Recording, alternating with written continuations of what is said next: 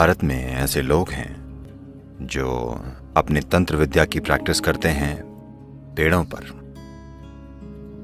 क्या आपने सुना है? वो तंत्र विद्या का अभ्यास करते हैं जिसके लिए उन्हें कोई चाहिए होता है।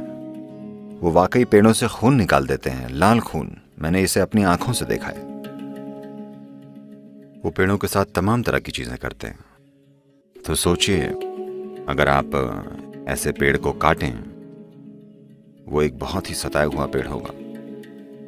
अगर वो किसी के घर में पहुंच जाए जहां एक भोला भाला परिवार इन चीजों की पहचान करना नहीं जानता, वो उन्हें वाकई नुकसान पहुंचा सकता है। आमतौर पर भारत में कारपेंट्री पारंपरिक रूप से सिखाई जाती है। आज बेशक इसे स्कूलों में सिखाया जा रहा है। एक विशेष समुदाय जिसे आमतौर पर दक्षिण भारत में आचारी कहते हैं, वहां उन्हें सिखाया जाता है कि लकड़ी को कैसे महसूस किया जाए।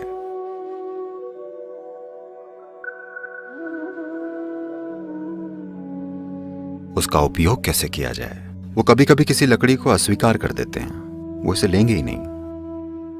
अब ऐसा नहीं होता क्योंकि पैसे जरूरी हैं। अब लकड़ी का हर टुकड़ा हर चीज में डलता है, ठीक है? और अब सब प्लाईवुड है, आपको पता ही नहीं चलता कि इसमें क्या पड़ा है। वरना अगर आप पारंपरिक आचारी के पास जाएं और आप कहें मैं इसका इस्तेमाल मान लीजिए मेरे पूजा रूम या प्रार्थना रूम में करूंगा, तो वो कहेगा नहीं, ये लकड़ी नहीं चलेगी, मुझे दूसरी लकड़ी चाहिए। अगर कोई कहे इस लकड़ी से मैं बच्चे के लिए पालना बना रहा हूं, वो कहेगा नहीं, इस लकड़ी से बच्चे का सामान नहीं बनाऊंगा। इस तरह वो चुनते हैं। वो लकड़ी को महसूस करने में विशेषज्ञ बन जाते हैं। पर वो सब अब रहा नहीं। मैं कहूंगा कि 90% तक अब नहीं रहा, अफसोस। 20-30 साल पहले, करीब 30 साल पहले जब मैं कंस्ट्रक्शंस में था, तब ऐसा होता था। अब होता यह है कि सब काट कर पैक कर दिया जाता है, कोई परवाह नहीं करता। ये एक सूक्ष्म शक्ति है, पर कभी कभी ये शक्तिशाली होती है, वरना आमतौर पर सूक्ष्म ही होती है। दरअसल कई घरों में शायद महिलाएं, अगर महिलाएं वैसी ना हो, मैं शिकायत नहीं कर रहा हूं, पर अगर उनका ध्यान करियर पर ना हो और वो कोमल हो और घर को महसूस कर पाएं, अगर वैसी महिलाएं हों तो शायद उन्हें पता होगा कि कहाँ क्या रखना है। उन्हें सोचना भी नहीं पड़ेगा। असल में बिना तर्क से सोचे वो चीजें कुछ इस तरह से रख देंगी कि ये अच्छा महसूस हो, कि ये घर में अशुभ शक्ति ना बने। मुझे यकीन है कई महिलाएं इन चीजों के प्रति संवेदनशील हैं। शायद वे इस बारे में सचेत ना हो, क्योंकि मैंने मेरी एक चाची को देखा है। वो घंटों चीजों की जगह बदलने में बिताती थी, थोड़ा इस तरह, थोड़ा सा ऐसा, थोड़ा सा वैसा, जब तक उन्हें ठीक ना लगे। मैं भी ऐसा ही हूं।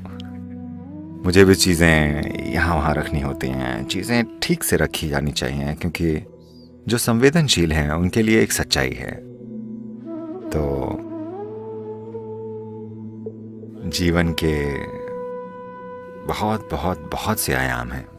आप जितना खोजने को तैयार हैं, उतना ही समृद्ध आपका जीवन होगा। चाहे आप खाना पकाएं या कारपेंटरी करें या झाड़ू लगाएं, एक ही काम लाखों तरीके से हो सकता है।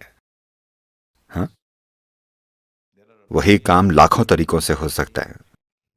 हर इंसान वही काम अलग तरीके से करेगा, है कि नहीं? हाँ, सभी के तरीके अलग होंगे। तो आप ध्यान ना दें तो कुछ नहीं है, कुछ भी नहीं है। सब कुछ मिट्टी और पत्थर ही तो है। अगर आप ध्यान दें तो सब कुछ कुछ और ही बन जाएगा। कितना ध्यान दें? आपका ध्यान कितना तीव्र है? आपके हिसाब से ये जीवन कितना ध्यान देने लायक है? ये एक बड़ा सवाल है। आपके हिसाब से जीवन पर कितना ध्यान दिया जाना चाहिए? कितना? जितना हो सके उतना, है ना?